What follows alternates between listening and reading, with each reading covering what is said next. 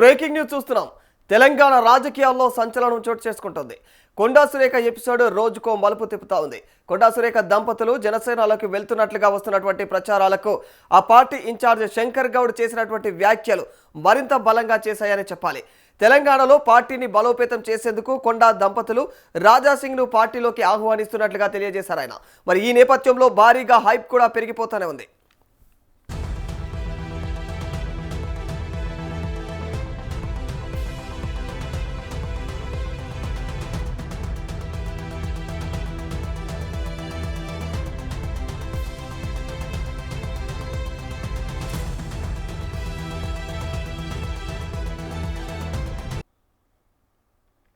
Right, మరి ఇదే అంశానికి సంబంధించి మరింత సమాచారం మా ప్రతినిధి ప్రభాకర్ అందజేస్తారు.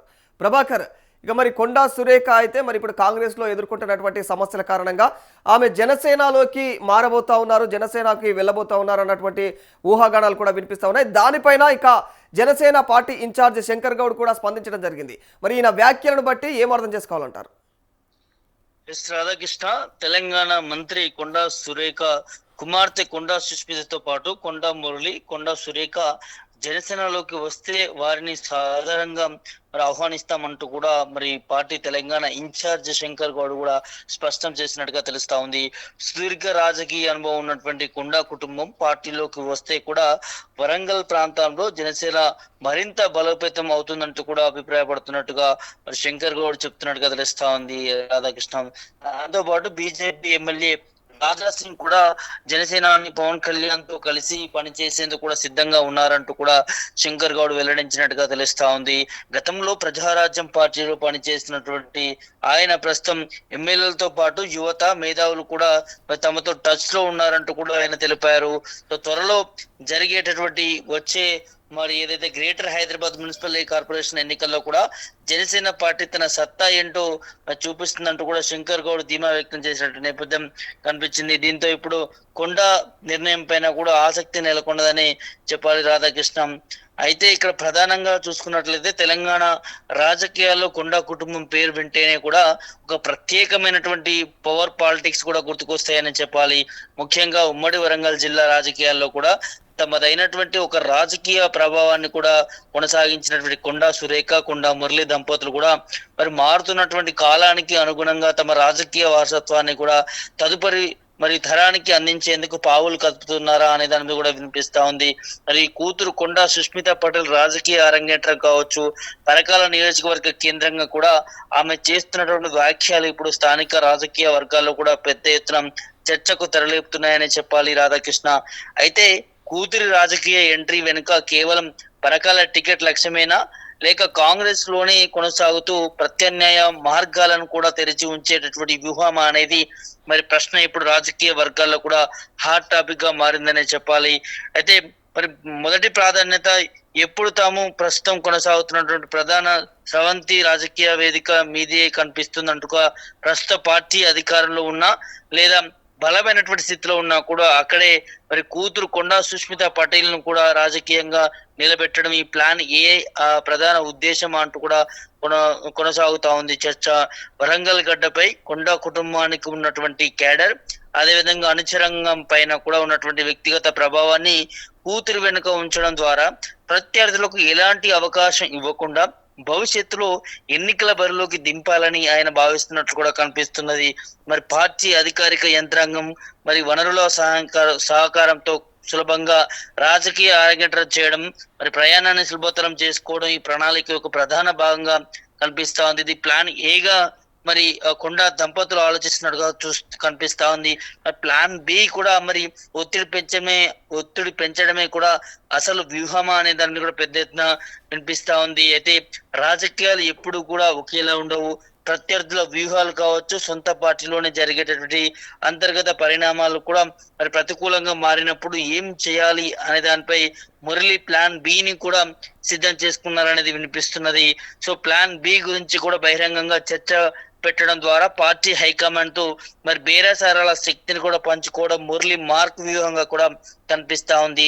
మాకు ప్రత్యామ్నాయ మార్గాలు ఉన్నాయి కాబట్టి మా ప్రాధాన్యతను తగ్గించలేరనే సంకేతాన్ని కూడా పంపిస్తూ కాంగ్రెస్ పార్టీలోనే తగిన సముచిత స్థానం లేదా భవిష్యత్తులో కూతురికి ఎమ్మెల్యే టికెట్ ఖాయం చేసుకునేలా పావులు కదపడం దీని ప్రధాన లక్ష్యంగా కూడా వినిపిస్తా ఉంది.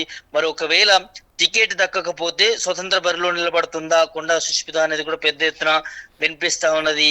మరి పార్టీ ఒకవేళ పరికాల టికెట్ కు వేరే వారికి కేటాయించి కొండా కుటుంబానికి మొండి చేయి చూపితే పార్టీతో సంబంధం లేకుండా నేరుగా స్వతంత్ర అభ్యర్థులుగా కూడా సుష్మిత పటేల్ ను బరిలోకి దించడం ఈ ప్రణాళికలోని మరో కోణంగా చూడవచ్చు.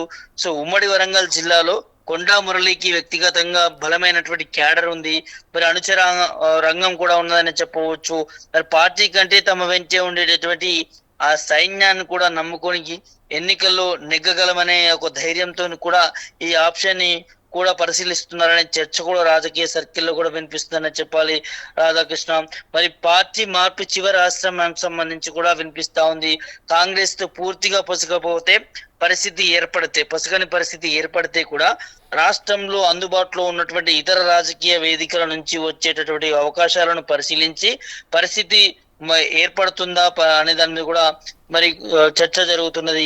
బీజేపీ లేదా జనసేన వంటి ప్రత్యామ్నాయాల వైపు కూడా మరి చూపు సారించేటటువంటి అవకాశం ఉందనే ఊహాగానాలు కూడా వినిపించినప్పటికీ కేడర్ ను మరి చెదరనీయకుండా కాపాడుకునేటటువంటి మురళీ నైజం కాబట్టి మరి పార్టీ మారడం అనేది వెంటనే తీసుకునేటటువంటి నిర్ణయం కాకుండా చివరి ఆప్షన్ గా ఉంటుందంటూ కూడా పరిశీలకులు అంచనా వేస్తున్నటువంటి పరిస్థితి కనిపిస్తా ఉంది. సో ఈ మొత్తం రాజకీయాల్లో కూడా అత్యంత ఆసక్తికరమైనటువంటి పాయింట్ ఏంటంటే రాధాకృష్ణ, అసలు కొండా కుటుంబం బలం పార్టీ గుర్తులోనా లేక వ్యక్తిగత క్యాడర్ లోనా అనే ప్రశ్న ఇప్పుడు ఏ రాజకీయ వేదికలో ఉన్నా కూడా వ్యక్తిగతంగా అనుసరించేటటువంటి క్యాడర్ మరి అనుచరులకు సంబంధించి ఉందనే భావన కొండా రాజకీయ శైలిలో కూడా కీలకంగా మరి కనిపిస్తున్నట్టుగా తెలుస్తున్నది. ఎన్నికల రాజకీయాల్లో కూడా ఎట్టి పరిస్థితుల్లోనూ లొంగము అనే సంకేతాన్ని కూడా కింది స్థాయి కార్యకర్తలు కూడా పంపడం ఈ వ్యూహంలోని ప్రధాన అంశంగా కనిపిస్తున్నది.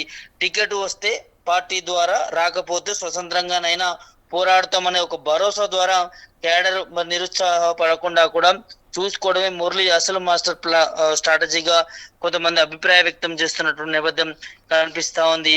మరి చివరిగా అసలు గేమ్ ఏంటి అనేది కూడా పెద్ద ఎత్తున వినిపిస్తుంది. మరి పరకాల టికెట్ కోసం కాంగ్రెస్ లోని ఒత్తిడి పెంచడమా లేక టికెట్ దక్కని పరిస్థితిలో కూడా ప్రత్యామ్నాయ మార్గాన్ని కూడా సిద్ధంగా ఉంచుకోవడమా, కొండా మురళి రాజకీయ కదలికలు ఏ దిశలో వెళ్తున్నాయి అనేది రాబోయేటటువంటి రోజుల్లోనే స్పష్టం కానున్నది. కానీ ఒక విషయం మాత్రం స్పష్టంగా కనిపిస్తున్నది రాధాకృష్ణ, కొండా కుటుంబం రాజకీయ వారసత్వాన్ని తదుపరి తరానికి కూడా బదిలీ చేసే ప్రక్రియ మొదలుపెట్టినట్టే స్పష్టంగా కనిపిస్తున్నది. ఆ నేపథ్యంలోనే ఒకవేళ పరకాల నుంచి టికెట్ మరి అధిష్టానం ఇస్తే కాంగ్రెస్ పార్టీలో ఉండే అవకాశం కనిపిస్తున్నది. లేకపోతే ఇటు బీజేపీ జనసేన పార్టీలోకి కూడా వెళ్ళేటటువంటి మరి ప్రాధాన్యం కనిపిస్తుంది. ఎందుకు అంటే ఇప్పటికే ఆ పార్టీ రాష్ట్ర ఇన్ఛార్జ్ జనసేన పార్టీకి సంబంధించి శంకర్ గౌడ్ కూడా సవినయంగా ఆహ్వానిస్తా ఉన్నాడు. జనసేన పార్టీలోకి రావచ్చు, సీనియర్ నాయకులు మీరు ఉమ్మడి వరంగల్ జిల్లాకి పేరు పొందినటువంటి నాయకులు, అట్లాంటి నాయకులు జనసేన పార్టీలోకి వస్తే పార్టీకి మరి మరింత బలం పెరుగుతుంది అనే దాన్ని కూడా మరి తెలంగాణ పార్టీ జనసేన ఇన్ఛార్జ్ కూడా మరి ఎవరైతే శంకర్ గౌడ్ ఉన్నారో తను కూడా బహిరంగంగా మాట్లాడినటువంటి నేపథ్యాలు చూస్తా ఉన్నాం. దాంతో పాటు ఇటు ఎవరైతే రాజా సింగ్ ఉన్నారో రాజా సింగ్ సంబంధించి కూడా గతం నుంచి పవన్ కళ్యాణ్ కి సంబంధించి కూడా మాట్లాడుకుంటూ వస్తా ఉన్నాడు. మరి తెలంగాణలో అన్ని స్థానాల్లో పోటీ చేస్తే బాగుంటుంది, క్యాడర్ కూడా చెల్లాచెదురు అవ్వకుండా ఉంటుంది, ఎక్కువ సీట్లు కూడా అంటే గెలిచేటటువంటి అవకాశాలు ఉన్నాయి తెలంగాణలో అంటూ కూడా కొంత అంశం ఇటు జనసేన పార్టీ అధినేత పవన్ కళ్యాణ్ కు కూడా మరి రాజా సింగ్ అపీల్ చేసినటువంటి నేపథ్యం కూడా మనం చూసాం. కాబట్టి మరి బీజేపీ పార్టీలో రాజా సింగ్ కూడా పొసగకపోతున్నాడు కాబట్టి తను కూడా రేపో మాపో జనసేన పార్టీలో కూడా జాయిన్ అవబోతా ఉన్నాడు, చేరికలు ఉండబోతున్నాయి అనేదాన్ని కూడా పెద్ద ఎత్తున మరి వినిపిస్తా ఉంది రాధాకృష్ణ. సో వీటన్నిటికీ కూడా అటు కొండా ఫ్యామిలీకి సంబంధించి వివాదానికి కావచ్చు, ఇటు రాజా సింగ్ సంబంధించినటువంటి వివాదానికి కావచ్చు, మరి వీరు ఎటువైపు వెళ్ళబోతా ఉన్నారు, ఏం జరగబోతుంది అనేది కాలమే నిర్ణయం చెప్పేటటువంటి అవకాశం కనిపిస్తుంది రాధాకృష్ణ.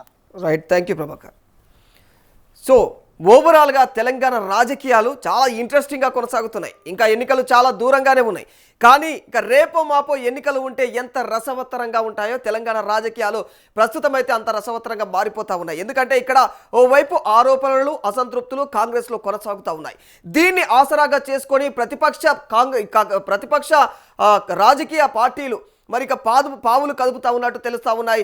అందులో భాగంగానే ఇక్కడ తెలంగాణలో అయితే మరి ముఖ్యంగా మరి గెలిపే లక్ష్యంగా అయితే బీజేపీ అడుగులు ముందుకు వేయాలని చెప్పేసి ఇట్లాంటి ఊహాగానాలు కూడా వినిపిస్తూ ఉన్నాయి. నిజంగానే మరి బీజేపీ గెలిపే లక్ష్యంగా ముందుకు సాగుతూ ఉంది కాబట్టి నగర వ్యాప్తంగా అంటే నగర ప్రాంతాలు ఏవైతే ఉన్నాయో అలాంటి ప్రాంతాల్లో బీజేపీకి స్వతహాగా ఓటు బ్యాంకు చాలా బ్రహ్మాండంగా ఉంది. కానీ గ్రామీణ ప్రాంతాల్లో ఓటు బ్యాంక్ అనేది చాలా తక్కువగా ఉంది. అక్కడ రీచ్ కాలేకపోతుంది.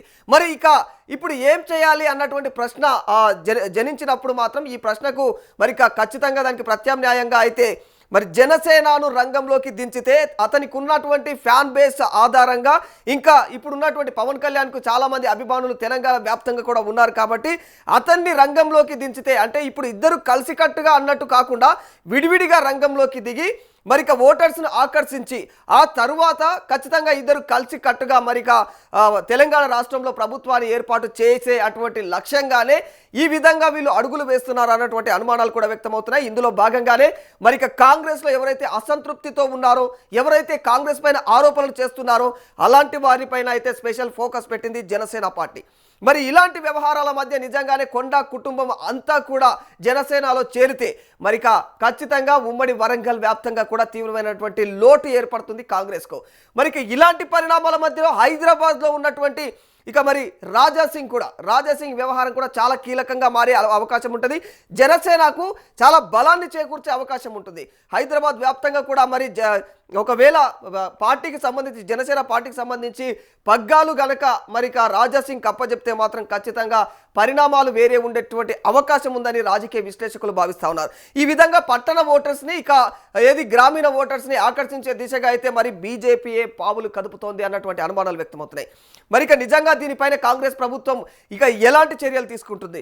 ఇప్పటికే క్రమశిక్షణ పేరుతోటి ఆల్రెడీ అసంతృప్తిగా ఉన్నటువంటి నేతలపైన కొరడాలు విధిస్తూ ఉంది. మరి ఇలాంటి తరుణంలో మరి బీజేపీ వ్యూహాలు ఎంతవరకు ఫలించేటువంటి అవకాశం ఉంటుంది?